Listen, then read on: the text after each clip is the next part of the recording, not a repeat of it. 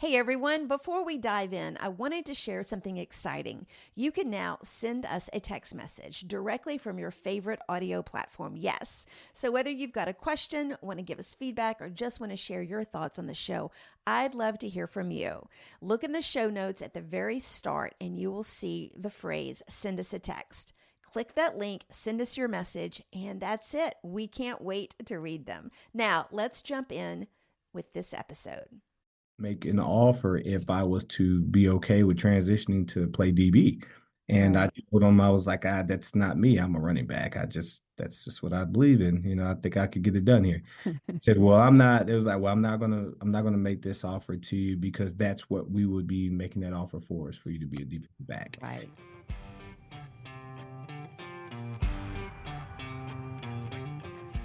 Today on the show, I have retired University of Louisiana at Monroe football star. He's a former football coach and now the director of development at the University of Memphis. Nate Brown is up next.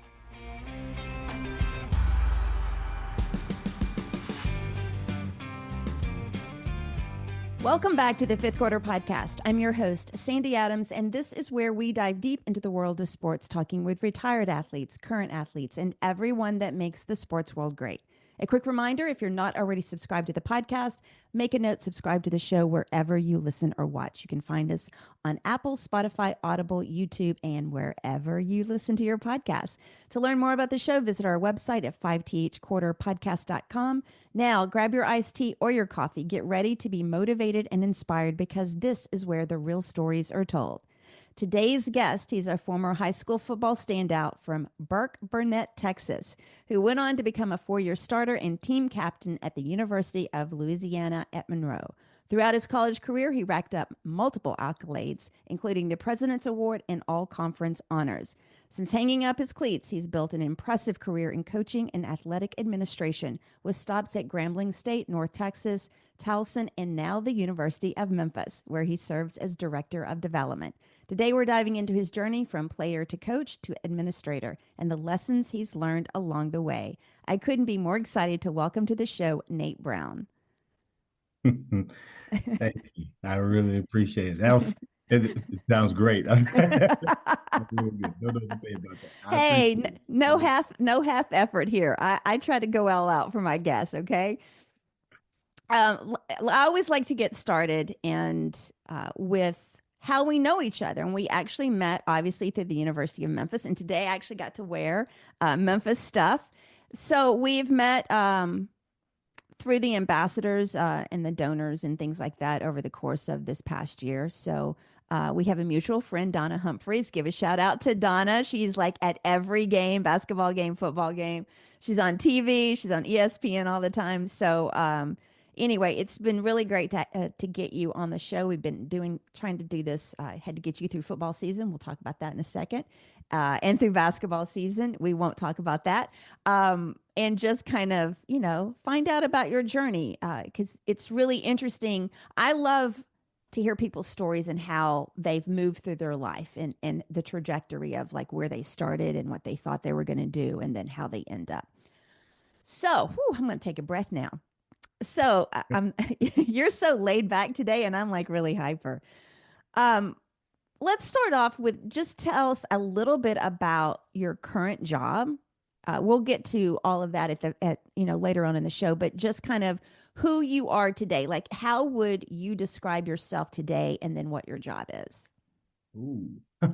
Well, more than anything, just for me, my job, I'm a connector. I would Oh, say that's a that. good one. Yeah. And the reason of it is because anything that we can do for our student athletes and just in relation for the university, whether it's generating revenue, driving revenue, marketing opportunities, just other opportunities to try to get the university intertwined with the city.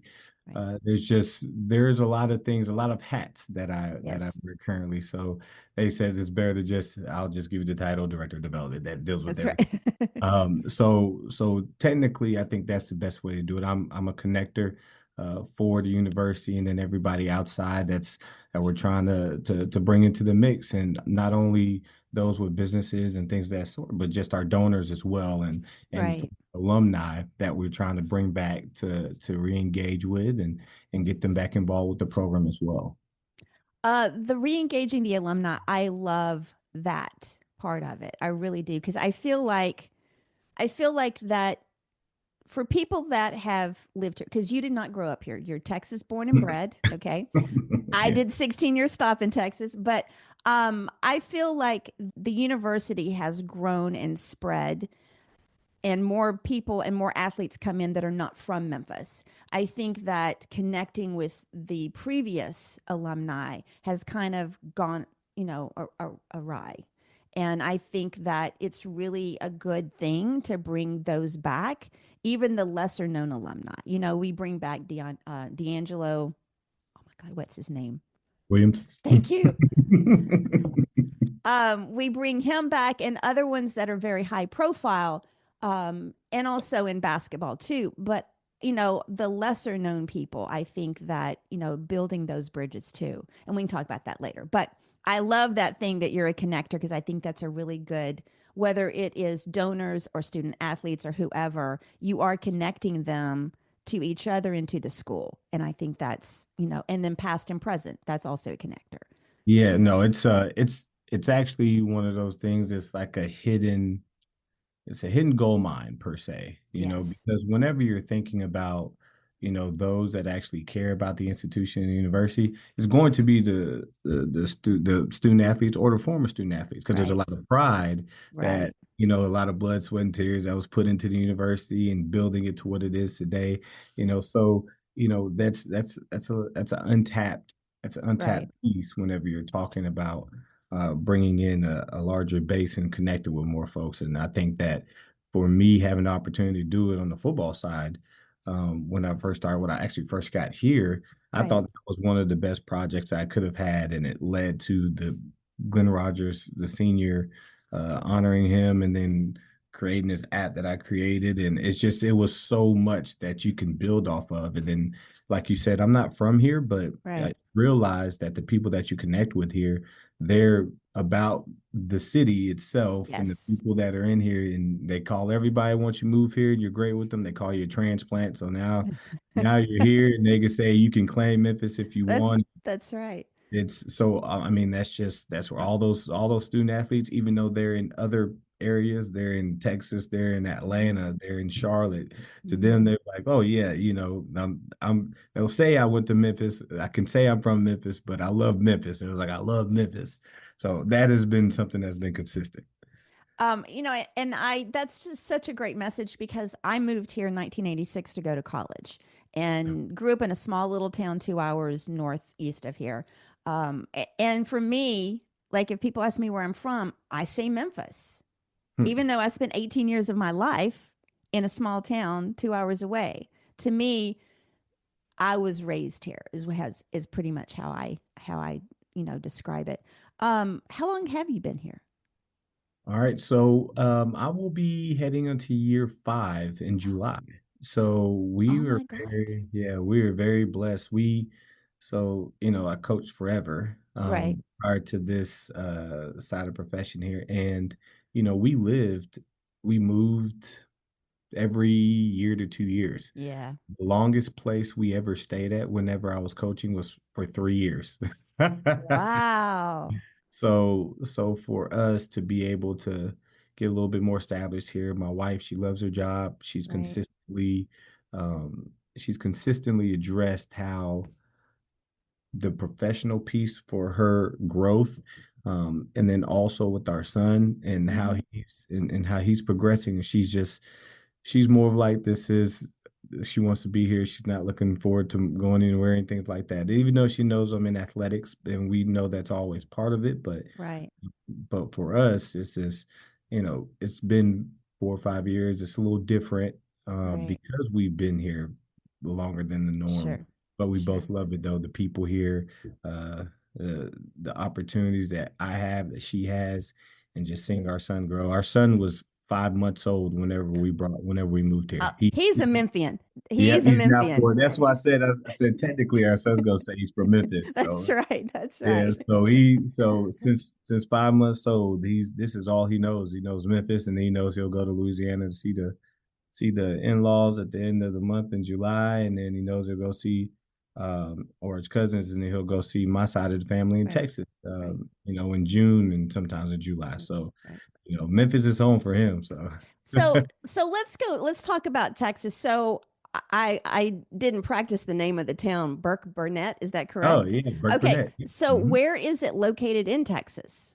All right, so a lot of people, they know Dallas, right? So Yes. Dallas, and if you go northwest, all right, Got it. and you're going up to where a lot of people know where the Red River is that Yes. separates Oklahoma and Texas.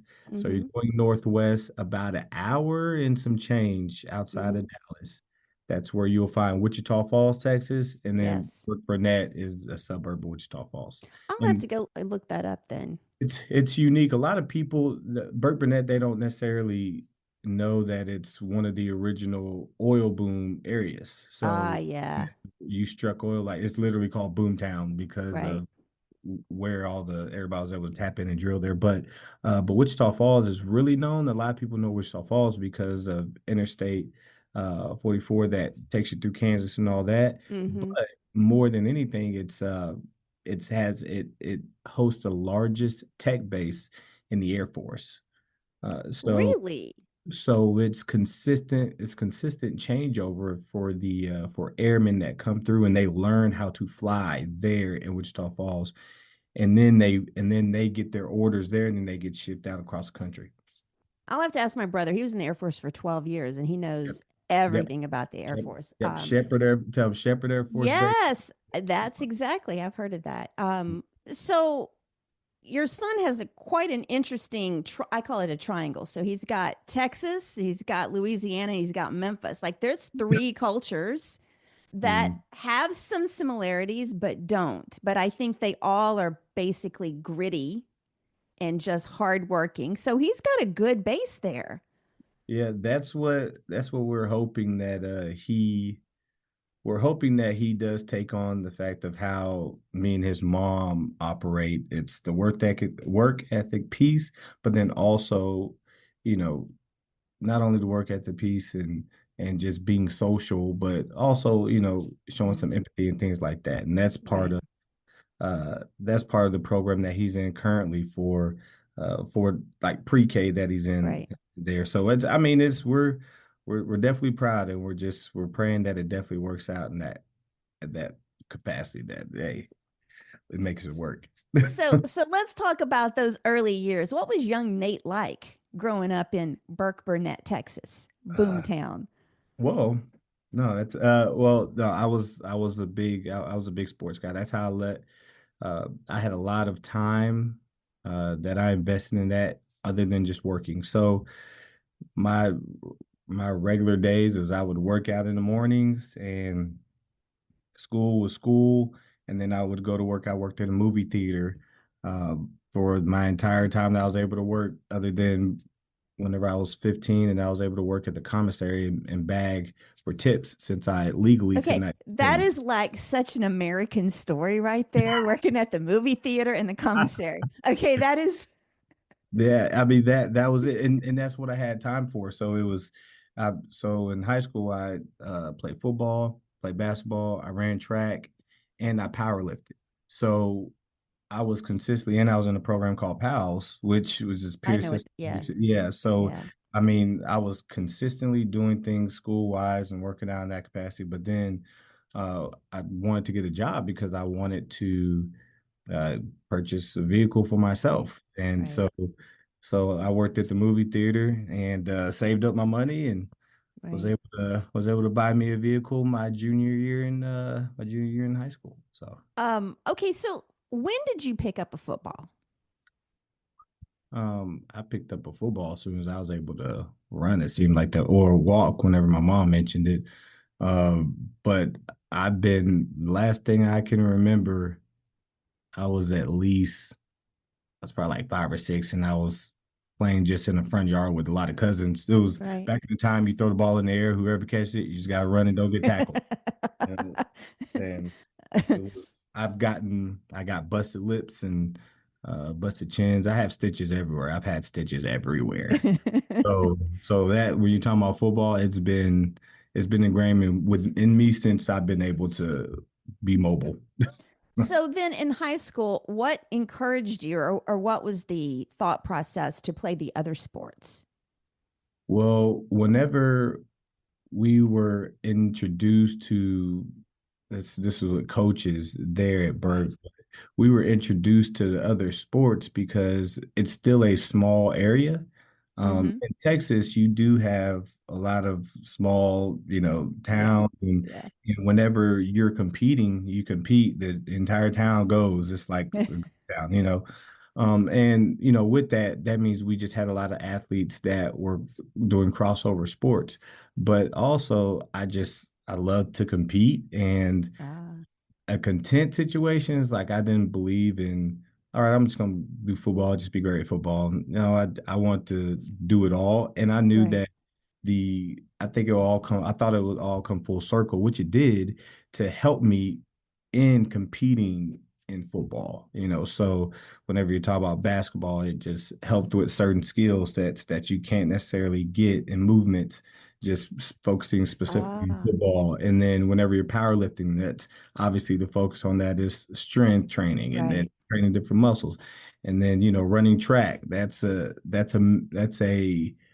personal and self-motivating Mm-hmm. situation Right. where you're constantly training. There are just a lot of things. I mean, shoot, I played travel baseball whenever I was younger until I stopped after my freshman year of high school because I was doing too much. Right. Right. So Um, funny little tidbit. Next time you see Coach Andre Turner, yeah, I had him on here. He actually was going to do baseball all the way up until he graduated, and he made a last minute decision to go with basketball.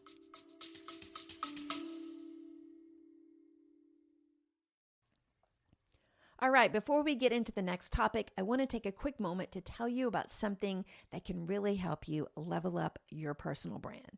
I've created an exclusive new book called The Visionary Personal Brand Playbook. It's perfect for those of you who have big goals but aren't exactly sure how to make your brand stand out, or for that matter, where to even start. It's packed with actionable tips that you can start using right now, today. If you're interested, head over to my website at sandy-adams.com/playbook and grab your copy. Now back to the show.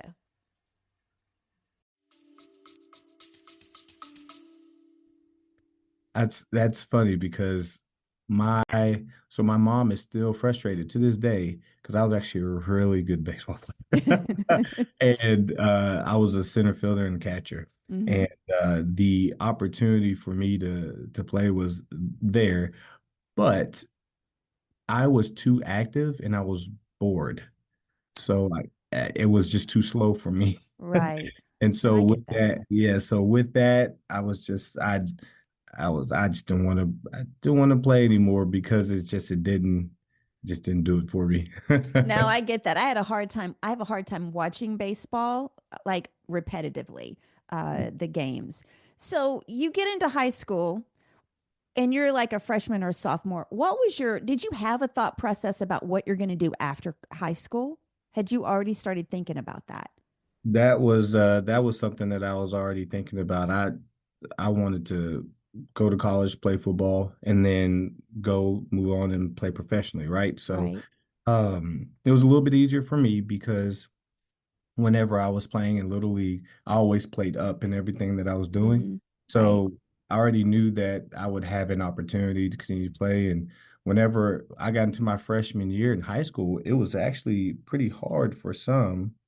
It was pretty hard for some to accept the fact that I was a freshman that I think I played like 3 games, and then I got moved up to JV and they played me Right. in 3 games there because I ran through JV side, and then I was on varsity as a freshman and started on varsity as a freshman. And my first game, I actually rushed for over 200 yards Oh my God. my freshman year. So all 4 years of my high school career, I ended up playing on varsity. So I sort of knew where I was going to go.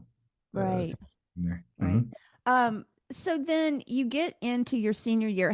What was the recruitment like? Were you getting recruited by colleges? Yeah. So overall, I think.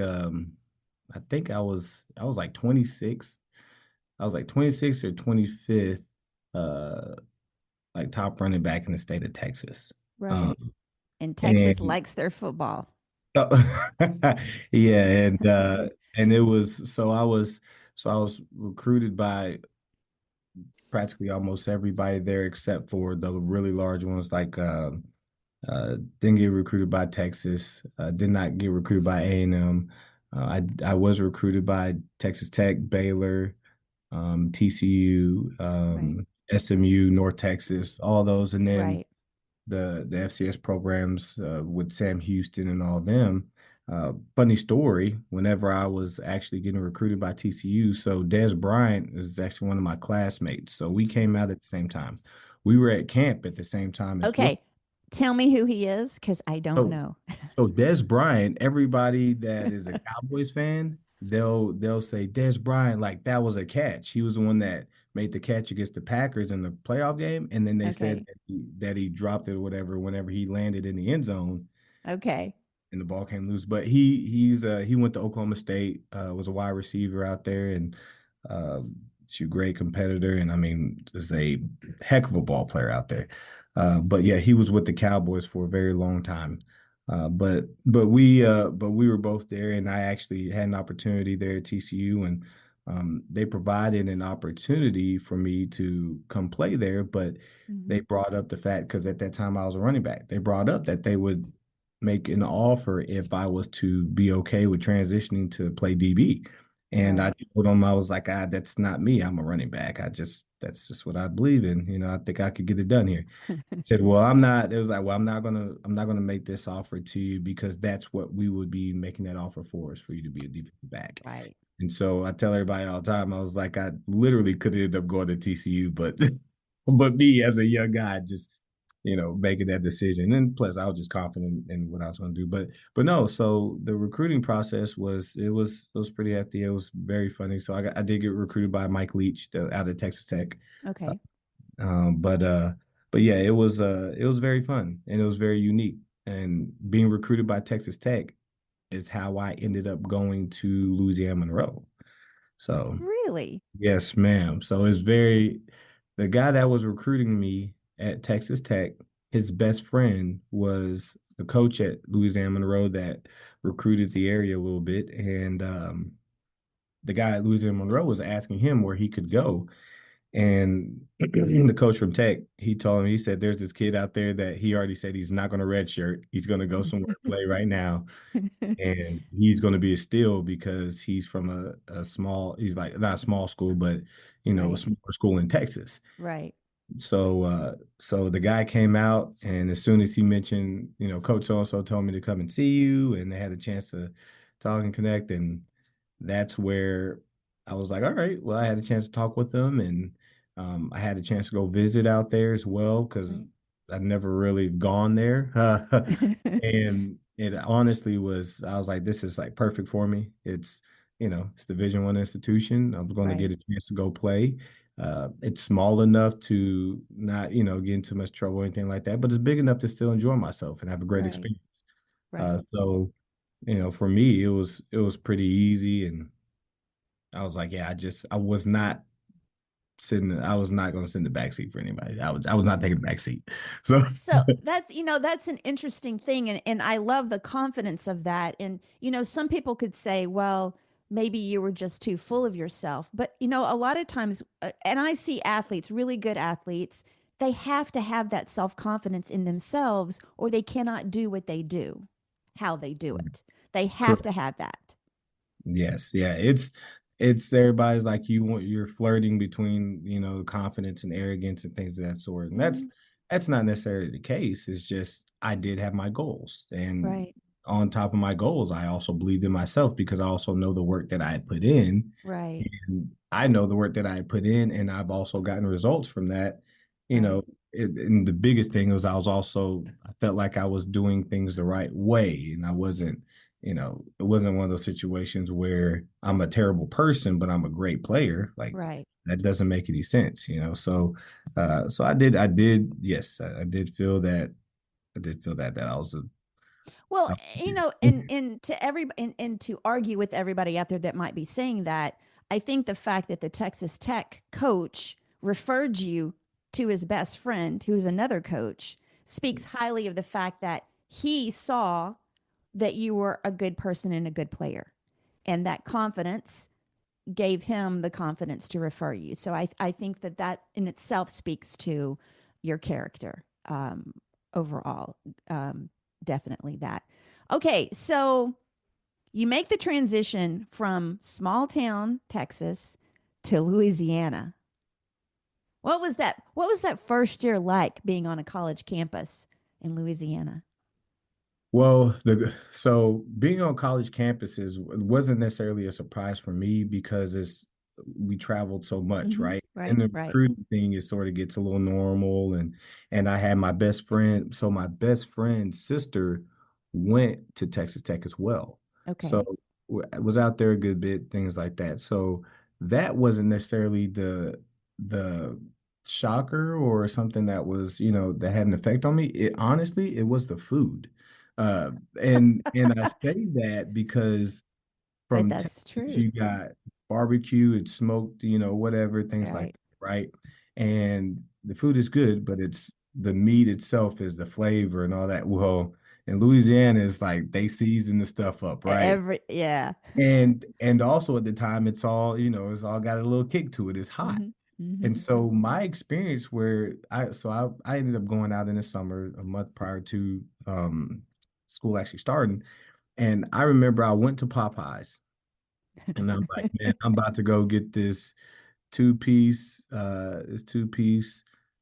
fries, normal, what I always get. Right. I get up there to order and they say, okay, would you be okay with spicy? And I said, no, I'm good with mild. And they said, I'm sorry, like we ran out of mild. Wait, hold on. You have more spicy than you have more mild. And not gonna lie to you, whenever I ate it, I was like, I started eating spicy ever since then. Yeah. But just like the food, the experience in that case, and I didn't know anything about boudin, and Yeah. it's just there's and the thing is, I'm allergic to seafood. So I know, see, everybody's like, how were you out there? And how Oh my God. and I can smell it and all this other stuff, but it's I'm allergic to it. But everything else, I mean, there's a lot. They got Cajun stuff, chicken. I don't think Yeah. people know what all that They these don't. They don't. concoctions that they come up with, and it is just that was the one thing for me, and I just don't think there's anywhere that I've been where it's just like the food is just it's everything. Love it, love it. So on the same topic of food, when I moved from Memphis to Houston, Galveston has a lot of the Louisiana influence in it. Mhm. So you can get, some variations of the food there. But my biggest thing was the barbecue. I had never heard of brisket in my entire life, ever. Wait, even being here and like even Memphis, I'd never heard of brisket. And I moved to Texas, and my he's now my ex, but the guy at the time, we went to his in laws in Austin, and they were smoking a brisket. And I'm like, what is a brisket? And they're like, it's, beef. And I'm like, well, you don't barbecue beef. You only barbecue pig. oh my wow. I just don't believe in that. So they're looking at me like I'm crazy. I mean, I like brisket. I've had some really good brisket. I still prefer pork barbecue. I still do. I went to this one barbecue place down just south of Houston, and I kept going there. And apparently, there were other people from Memphis in there too, and they kept asking for the slaw on the sandwich. And Mhm. the owner finally made a plate called the Memphian because so many people were asking for the pulled pork with the slaw on it. And he got tired of because he was charging extra for that stuff. So yeah, but that was my big thing. But I can see how, you're from, like, I consider it North Texas above Mhm. Dallas, and Yes, you go yes. to Louisiana. There is a huge food difference. Oh yeah. Oh yeah. But it was like it was a great experience though. Yeah. And the funny thing is, you're not only getting, the Cajun food and the recipes and things like that. I mean, soul food is still pretty good there Yeah. too. Like it's just everything. Right. Right. Who knew this was going to be a food episode, right? This is making me hungry. Okay. One last thing. So, favorite place in Memphis to eat or favorite food in Memphis? Okay, all right. So so I am actually like a foodie, so I go a little bit of everywhere and eat That's at all okay. places. That's okay. So it really depends on what I'm doing, what I'm looking for, like sort of in the mood there Right. situation. So people ask me like, "Hey, where do you like to go to get barbecue out here?" Things like that. Mhm. I tell them I like to go to the original Elwood Shack that's off Summer. Okay. Never been That's there. so good. Okay. Okay. Then people ask, well, what's your thoughts about just going to a place, decent food, like breakfast, brunch time, Mhm. things pretty good? Well, my suggestion is the liquor store that's off Broad. Okay. Very good. Brunch Okay. is very great. Is that an actual liquor store for those wondering? So it's not an alcoholic No. store. It is a legit restaurant. It's actually, I think, is Venezuelan based. Oh, And then whenever you go in, they do have a bar and things of that sort of. right. They have a fair amount of tequilas, so Okay. Okay. it's a nice spot. It's the food is really good though. Well, that's our episode of the Food Network today for everybody's like really hungry now. Okay, so you're playing college football now. What was the hardest adjustment from high school football to college football for you? Uh, Honestly, I think it was probably like the speed. Mm, There were more guys that can run me down. mhm. Um, and they were just you're talking about speed and size. Like I think that was the biggest difference. And then it's just picking things up. Right.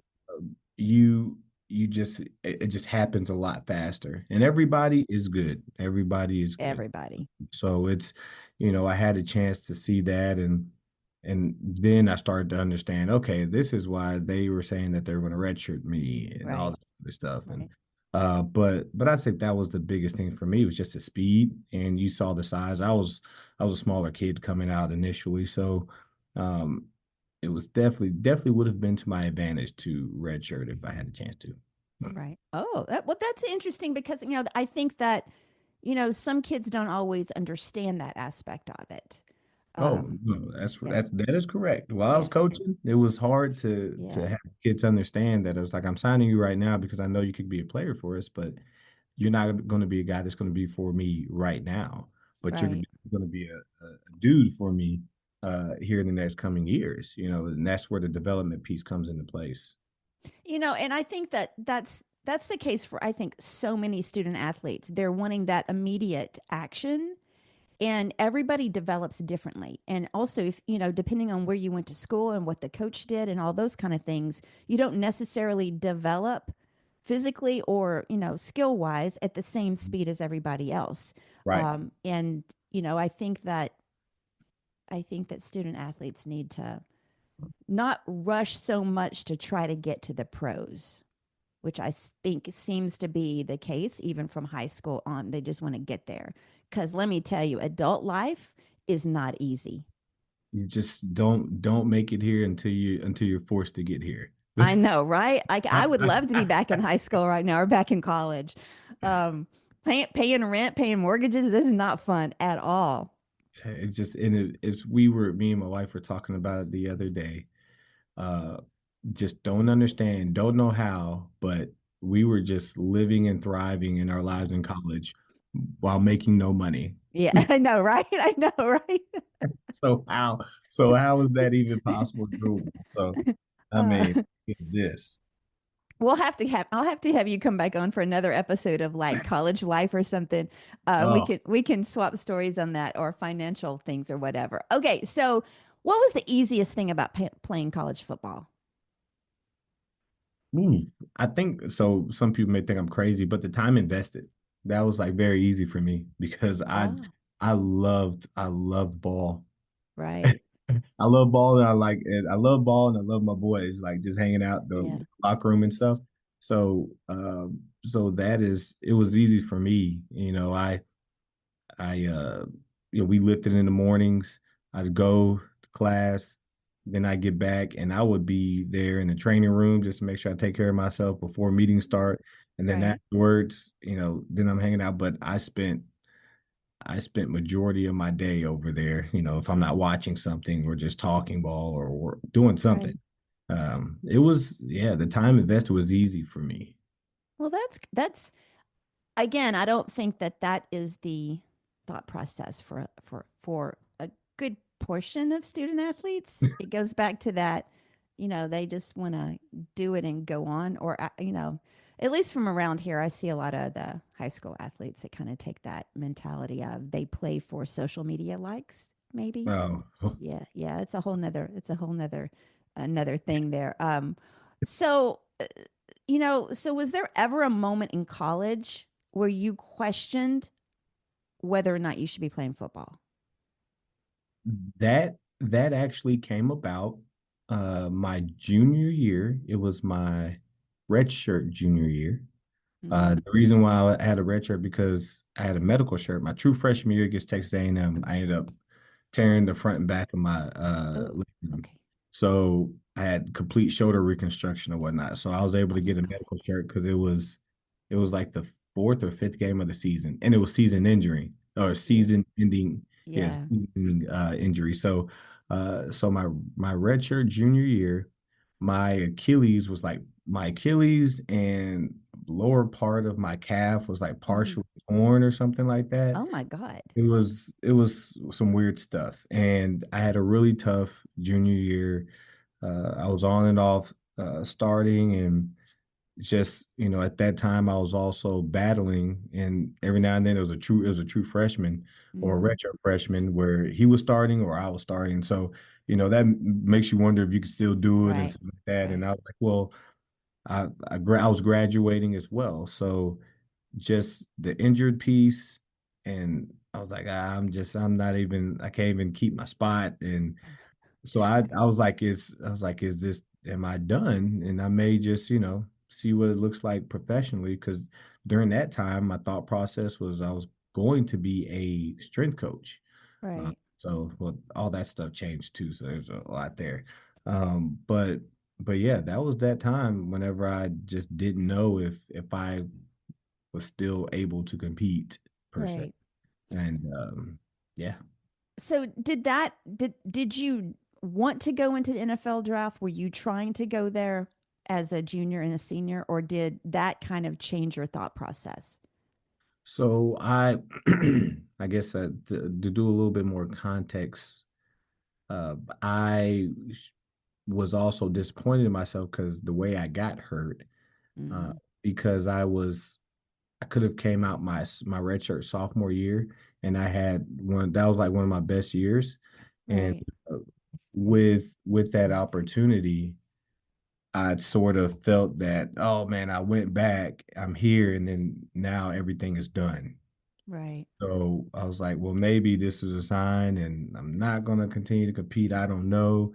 And I really didn't know where I was going until probably, I think it was like our last two games of the season. Hmm. And that very last game, they sort of needed me to do something and play a position I ain't played in forever. And it was all different and unique. And so I think my dad mentioned at some point in our conversation, he said, well, if you're sitting here down it, then that means you're not ready to just step Mm, away. that's true. Uh, if you have any questions or doubts, then that means you still need to figure this stuff out. You haven't Right. came to a decision. So then I went back, and honestly, my senior year was one of my good years. Not as good as my sophomore, but Right. it was fulfilling, and I was able to make my choice and my decision.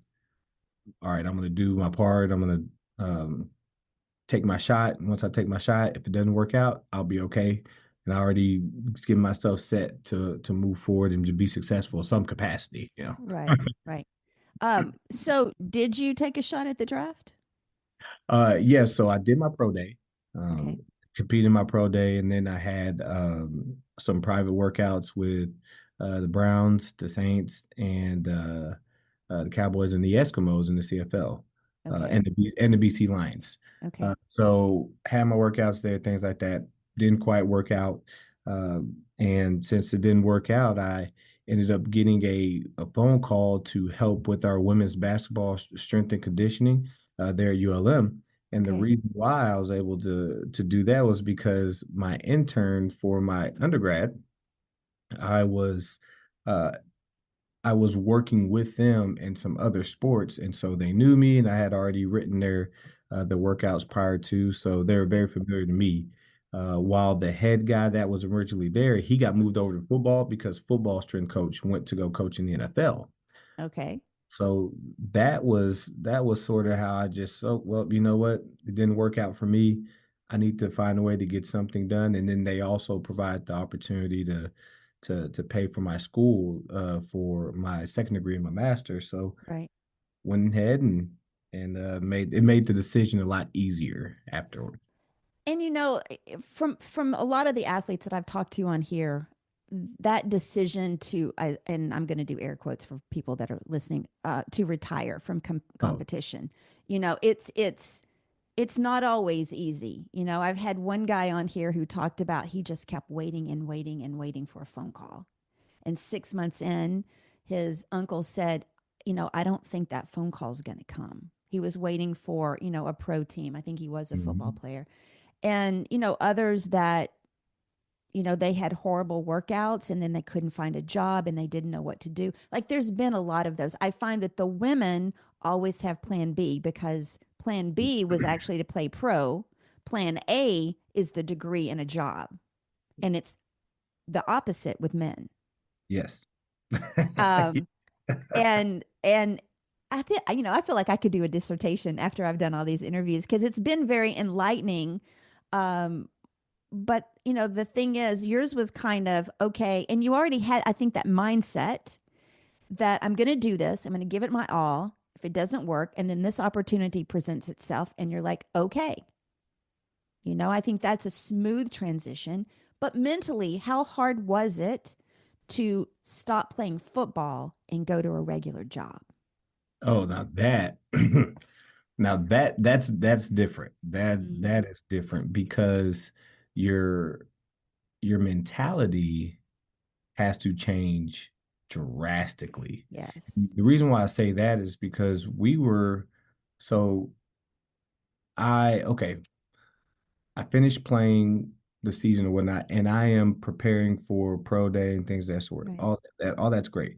Well, that time frame where people don't tell you about, if you're not a top 10, 20 draft pick or something like that, majority of the time, nobody's going to be paying for you to do all kinds of stuff Yeah, to manage exactly. that. So I was working at a normal job at Forever 21 and stocking and shipment. Okay. And when I tell you, it was so boring and Yeah. so slow and so redundant and just, but there was nothing to get my blood flowing or no type of competition it's just, I was like, I told myself I was back there stocking and I was trying to make something out of it by trying to put the heaviest stuff up just to work out or something. Right. And I told myself, I said, I am never going to work a normal job ever in my life. Yeah. I can't do it. I cannot do this. And, you know, and then realizing is like that's what, like, you miss that. You do. You miss the challenging piece. Like, it's, you have jobs and things that challenge you, but it's, we always operated differently when you're competing as student athletes. The challenging piece from uh how you're challenged, how you're going to approach that challenge, and the pace that you're attacking that challenge, whatever it is. But I mean, shoot, it's even to, you know, transitioning from the coaching side to this side of the administration, the coaching, we're a little bit more aggressive as a coach Right. and how we approach things and how we say things. And I get over here and it's you cannot do that. No, you can't. You gotta take steps back. You have to work. more horizontally than to work vertically. In this Right. in the coaching world, it's like this is what this is. You have to get this done because you will get fired if you do not. It's going to be on you. Right. So it's just different. But that was very hard. Mentally was uh making that adjustment from how I competed and how I operated every day of my life until Right. I was just boom, it's just stopped. So yeah, that one was tough. That's been a common theme. I've had several football players on here, and they've really talked about that. I had one guy went to Miami University in Ohio, and Hmm. he talked about how he's like, this is going to sound bad, but I missed hitting people because that let my energy get out. Oh And he struggled yeah. with like the exercise, how to find an exercise that could actually kind of fulfill that void a little bit.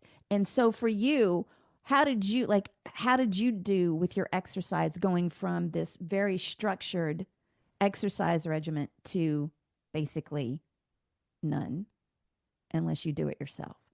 So just if you're speaking about me and just like my living and exercise and stuff like that, yeah. Yeah. So that stuff is very intense. That's correct. Now what I honestly again is just about my thought process and Right. how my body is feeling and stuff. I still do I still do a consistent regimen, Mm-hmm. a workout regimen, but it's for my body though. Right. So as I finished playing and I was done and all that structured stuff, for us, we would still be because it's habits.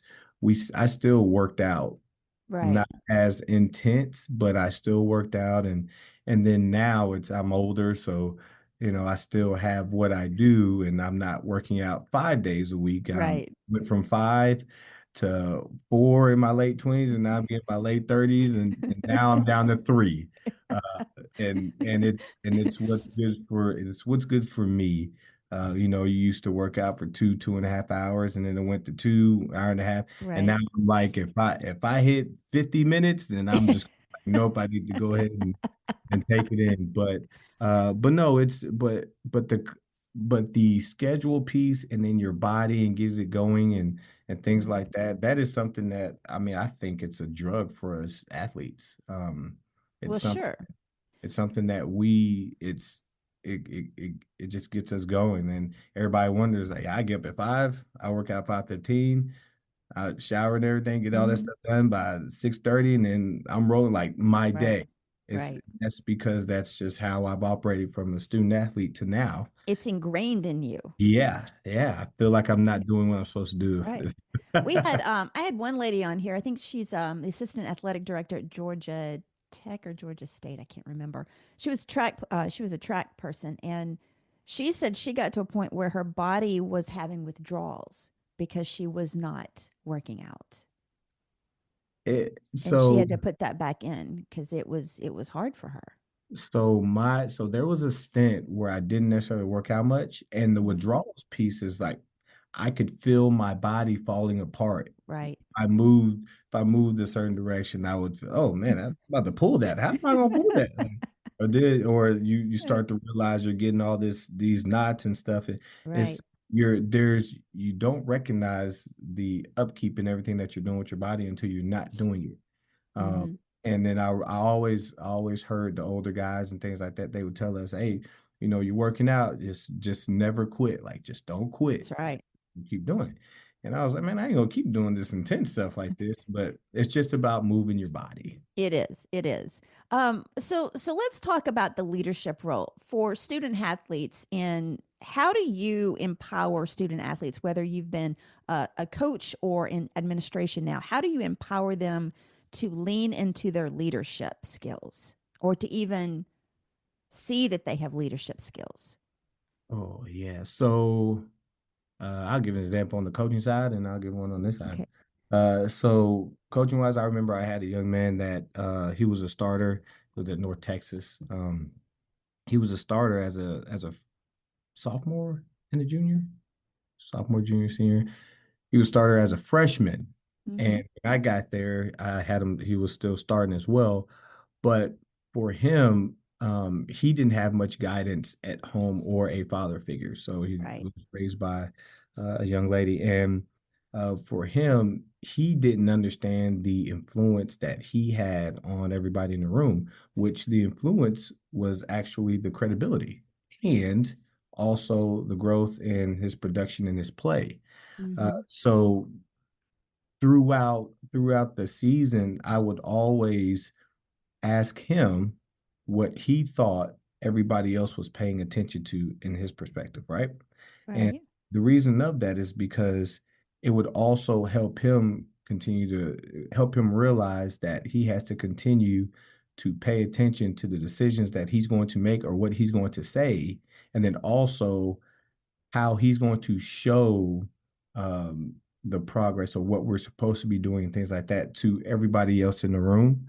Mm-hmm. So trying to give him that way to empower the goals that he can set to help move the room forward, but then also where I made sure that he understood once you finish playing, this is not going to do anything but help you understand how you can recognize the space that you're in to help you become more successful. So where you do have the ability to stop, think, and once you pay attention to your surroundings and what can you do to grow and point out certain things, it's all it is just as you can be successful, but when you want to be more successful, then you Right. have to find a way to learn and recognize and realize that stuff. And sometimes people just don't do it. They're just in one spot, and that's really it. Right. So they're successful, they're in one spot. But how can you grow and learn? And that was just one way for them to continue to touch base with it and be like, oh, okay. And then you can move them forward from there. So that was the coaching side.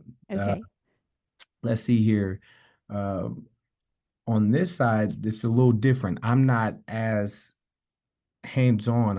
I'm Right. somewhat a little bit more separated. The opportunities that I have on my side here, trying to empower them and trying to develop into these leadership opportunities, well, I can have an effect on when we're talking about the alumni, bringing them in and re-engaging them. Uh, Mm-hmm. create a professional development program here for the University of Memphis for the football program. Right. So we have a spring series every Wednesday. We're going through teaching them how to be a father and a husband and financial responsibilities and how to maximize your funds and investments or being able to go through interview processes, certain questions that are asked, how to navigate that space during particular times. Right. So we're doing all that, and then at the end of it, we always have this thing called a networking night. Uh, Right. and that networking night is solely all these former players from the university, and then those that are outside in that we try to bring in if we don't have somebody in that profession. So we give them that opportunity to do that there. And so for me, giving them that opportunity to make that connection, like you said, and sort of change the mindset, Mm-hmm. as in, yes, you want to go play professionally, but if none of that works out, That's right. you already know that we've built these relationships to where once you finish, you have the chance to move into a job field or an area somewhere in that space to where you can start moving towards a real, I hate to say it like this way, but a real life. Right. No, you're right. No, you're right. You're um, absolutely right. so we provide them these opportunities, and I think that's my way right now of trying to empower them and get into these leadership roles to help them move into that space and then grow from it from there. That's the best thing I could do in that. You know, out of almost every, because you'll be episode number 68, out of the majority of the episodes, that's the one reoccurring topic is the benefit of networking, and I can't say that enough. These kids, these student athletes, they need to be talking and introducing themselves to Mhm, anybody that they can meet, mhm, because that goes a long way, especially when you're a student athlete, because all of these business leaders, they all really like take pride in that. And Memphis is a small enough town that everybody knows everybody, and Yep. just having that opportunity there, and whether you're in sports or not, networking is the best single thing that you can do. Best Yep. one. And the sports is what's it just brings those opportunities. It does. So for us, since we have it's it's easy for me whenever I'm going to speak to some businesses and things of that sort. It's so much easier for me to connect everything whenever I say we would love to see if y'all have some type of programs or something Right. that will help with our student athletes that y'all would be willing to work with. And Right. they always want to get involved with student athletes. Well, Oh yeah, yeah. but we also want to make sure that this is providing them opportunities. Like if we can, let's try to find a way to get a relationship to where once these kids are done, they could reach out and they'd be like, "Oh, okay, yeah, we have something where we continue to work Right. with these students in and things like that. Like, let's do something." Right. No, I absolutely agree with that. Because sports is going to end eventually.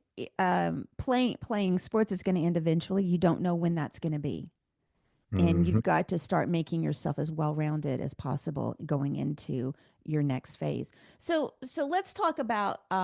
You won the President's Award twice. Yeah, so so it was me because I was a starter, and also I was maintaining above a 3.5 GPA or something like that while I was also part of SAC. So Mm-hmm. it's just I think I was selected by some people in the athletics staff. So I really don't know. I just know that I got presented with the stuff, and I was like, okay, Okay, thanks. cool. It um, sounded good. so out of your coaching career, what are you most proud of? If you could name, like, can you name one thing that you're most proud of out The of your fact coaching? that the fact that my former players still reach out to me to this day. Yes. That's by far the best. I have several that will call and just say, "Coach, I was just touching base because I was just thinking through this and I'm just trying to get to my ideas." And that means more to me than anything because whenever I recruited every one of them, Mm-hmm. and not only recruited, but whenever we would finish up and I would move them on or whatnot, the whole conversation was about my job is to provide them the opportunity to compete at the next level. And when I say that, that's me. It's me coaching you up. That's me preparing you, and then you got to do that work. But I'm doing my job to present that opportunity to you. But the most important thing is to provide the opportunity to help you be successful in whatever you do to where you could take care of yourself and your family. Right. I said, those are two promises I make, and I will stick to that. I will always provide those opportunities. I've never promised, and I will never promise that I will get you to the NFL. That is No, not what no. I do. So everybody's always like, well, what about the NFL guy? Oh yeah, that's great. Like I had one of my guys call me. He was in the line at Chicken Express and he got called by the Browns and they were drafting him. And then he called me and I was like, well, I mean, congrats. Like this, Yeah. so I don't know what else to say, but for him to want to call, like that's the best thing. That's the best thing for me, and it was before we had our son, my wife. We didn't have kids at the time, but they all call my wife Miss B. Like Oh, so so we took a lot of pride in that. We had yeah, the guys around all the time. I love that. I love that. Okay. So, one last question, then we'll go into the very end because I got to get you off of here. How has moving into administration, has it changed your perspective of football overall? Being in administration has changed my perspective for almost everything. So, and I say that because there's a lot of stuff that you do not realize, Yes. the strings that are attaching to everything and how stuff operates. But with my perspective on football, it does help me show how one, how people can see the sport and also those that are involved in the sport, the aggression piece, Hmm. and the pace. Now I have a better understanding in that perspective there. Uh, and then also it's helped me learn. It's helped me learn a lot about you have people in spaces. Like Hmm. when they're in a particular space, this is what it looks like. They're in this space, this is what it looks like. While I was coaching and while I was playing, you're only within that space. Right. It's just like, they're talking about, hey, all this chaos that's going on, and you're in it. Like you're not going to be able to really see everything until you just That's take a right. step outside and see what's going on. So I've learned a lot of things that's very beneficial and interesting. That's for sure. That I think that's not only helping me or whatnot, but gives me the opportunity to connect with some of my former colleagues in the Mhm. coaching profession because they ask questions. Well, why can't we do this? I was like, well, this is why you can't do this, my guy. That's right. I understand how frustrated you are, but you can't do this because then it's going to look like this, and then it's going to start a trickle down effect. Yes. And, well, this is just my thing. I was like, well, you know what? In order to get to your thing, there are things that still have to get done. That's So right. That's right. it's yeah, it's been Me going from being just a basketball fan to working with the rebounders, my perspective got changed as well. I don't necessarily Mhm. work with athletics in administration, but you start seeing a lot of the inner workings behind the scenes. And sometimes I'm like, I just wish I could go back and just be just an ordinary little old fan and not worry about all that stuff. Um, but yeah, it does. It gives you. It's like going from being an employee to a manager to an owner. Yes. You're getting so many different perspectives. Um, if you could go back and you had a chance to go back and talk to 9-year old Nate, talk to yourself, what would you say to 9-year old Nate? Oh shoot, we hit it earlier. Be patient. Don't run to get out of the house. That was my whole thing. I was I was ready to graduate, and I was like, I just can't wait to graduate and go. I was ready to grow up. Yeah.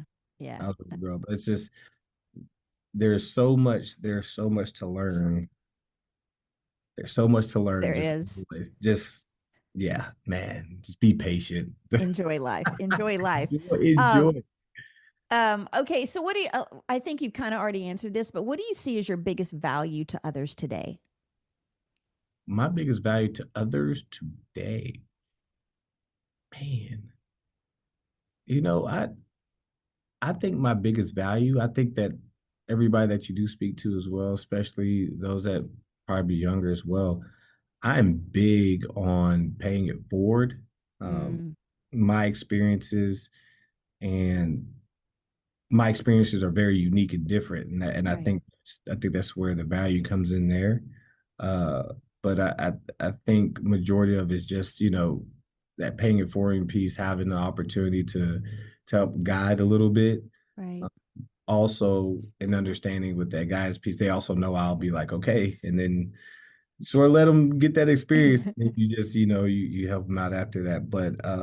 But also that's the thing though too is paying it forward, give them a little guidance, but then also they're moving on their own too. So, but you're there to help them move along, never Mm. static. So, uh, I think or stagnant. So I think that may be my value, other than just a connection piece. I think that would be it. I like that. Okay, so where can people connect with you on social media? Oh, yeah. So I'm not gonna lie to you. I don't do much social media. That's okay. That's okay. Twitter is the only thing where I may end up being on every now and then. But at UN Brown, Okay. it's really. But yeah, I'm bad at that. I'm not gonna lie to you. My wife is the person that if people want to know what's going on with me, they follow my wife. They've all I mean, family and everybody. That's funny. But I see, because your job is very demanding. It's not like it's an 8 to 5 job, right? Okay. Or Yeah. Monday through Friday. So I get that. So guys, I'll put that on the screen and in the show notes. So thank you so much for doing this today. I so appreciate it. This has been fun. Got to talk No. a little food, a little football. Texas made me a little homesick for Texas, just a little bit. But thank you so much for doing this for me today. No, thank you. I really appreciate you having me on, and hopefully it's not too bad of a job, and hopefully everybody enjoys. Oh, they will. They will. Thank you all for watching and listening today, especially if you've made it all the way to this part of the show. I appreciate all your support. Another reminder to subscribe to the show wherever you listen or watch. My mantra is like, share, and review. Follow us on social media at 5THQRT Podcast. Until next time, remember, change is our ally and it paves the way for greatness. Stay inspired. Have a great rest of the week.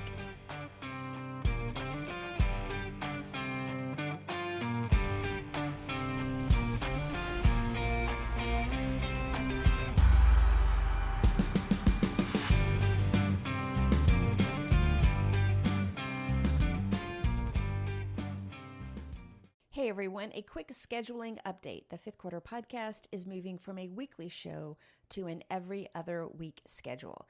Thank you so much for your support. I'm excited to keep sharing these amazing journeys with you.